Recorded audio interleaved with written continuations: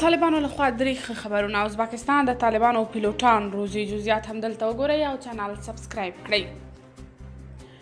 لومړی ازبکستان طالبانو ته پیلوټان روزي. د طالبانو تر واکمنېدو وروسته کابل ته د افغانستان لپاره د ازبکستان د ولسمشر ځانګړي استازي اسمت ارګاشیف په مشرۍ پلاوي دا 5م سفر دی.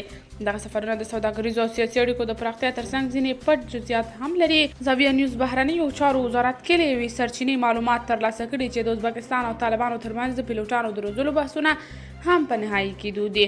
ازبک پلاوي طالبانو ته وړاندیز کړی موږ درته پیلوټان روزو، نور ستاسو خوښه ده چې د ملکي الوتکو لپاره ترې استفاده کوئ او که د نظامي. دوهم، د افغاني تولیداتو د صادرولو په لړ کې پامیر کولا شرکت 13 ورځ فرانسې او ترکیې هیوادونو ته خپل صادرات پیل کړل.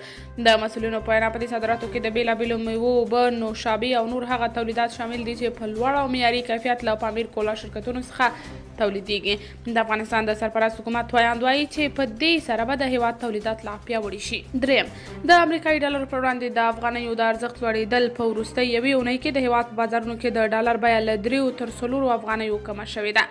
د کابل د شهزاده سرای یو شمېر صرافان وایي چې اوس مهال یو امریکایي ډالر په 80 افغانیو تبادله کیږي او د بهرنیو اسعارو پر وړاندې د افغانۍ د لوړېدو لامل په ورځنیو راکړو ورکړو کې د ټولو هیوادوالو لوري د افغانیو کارول ګڼي.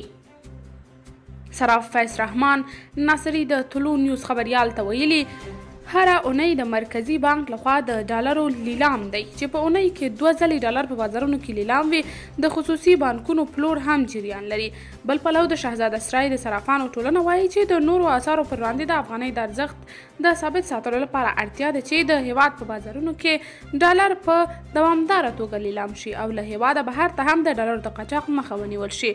خو بلخوا یو ډالر له 300 پاکستاني کلدارو پورته شوی.